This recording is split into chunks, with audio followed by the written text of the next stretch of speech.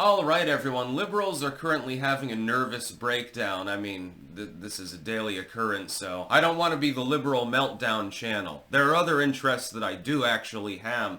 Hegseth has removed the security clearance and security detail of General Mark Milley. He's now also opening an investigation, ordering one of the IGs, I believe it is, Inspector Generals, to look into whether he may have committed treason, actually. He was insubordinate during the Trump administration. That much is quite clear. Insubordination would necessitate a reduction in rank, by the way. He's looking into that too. So maybe he becomes Major Mark Milley. Well, that relatively limits your pension now, doesn't it? I don't think in the end he's going to face, like, court-martial. I don't think that he's actually going to be, like, executed or something. And that wouldn't be a good look. I wouldn't support it anyway. But demoting his rank and revoking his security detail and his security clearance makes sense. There's no he's retired anyway as of 2023. Why is it that retired individuals within government so often have security forces that are taxpayer funded? Milley's getting a general's pension, high level, joint chiefs of staff. I'm assuming that he can hire a brawny dude to look after his back, you know? So to speak. This has happened multiple times. It's basically wasteful spending at some point. He doesn't have a target on his back. If you move up that high in the military, I'm assuming you could probably defend yourself anyway. You know, you just carry a 9mm on you and a knife and you're good to go. Nobody's going to attack General Milley. Nobody gives a fuck. Most people wouldn't even recognize him anyway, just saying. Because, you know, the thing for which he's most well known, other than outside of any troops he interacted with as general, would generally be his Trump derangement syndrome.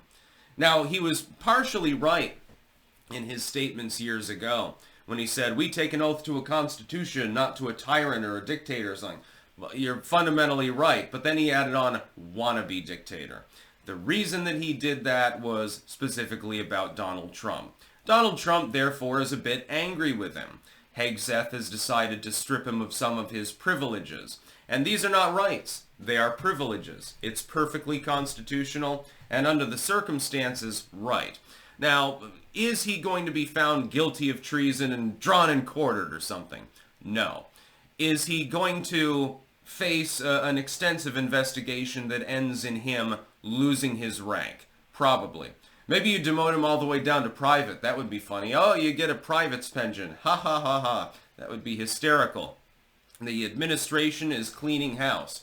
Quite literally and also figuratively, by the way.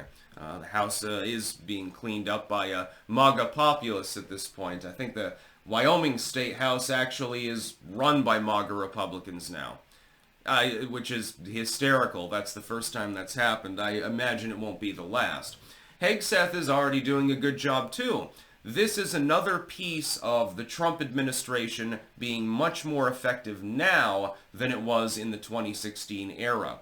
When Trump first got into office, he surrounded himself with people who he thought he could rely upon, trying to give basically olive branches and doves and shit to the deep state, thinking, okay, they'll work with me if I keep some neocons aboard. That'll work, right? He didn't realize these people were simply going to lean in on his ear and say, "Mr. President, that's not a good idea. Mr. President, this is what you should do," and try to advance their own careers.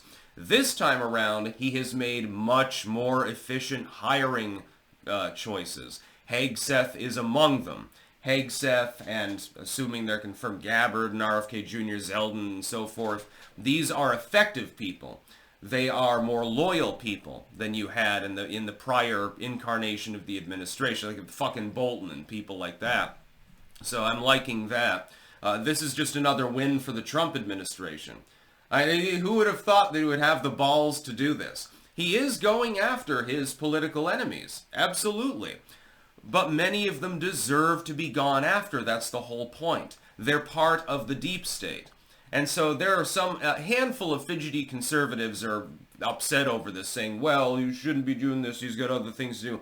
Trump is not the one doing this. He has properly delegated the job to other talented people. He's busy signing paperwork right now.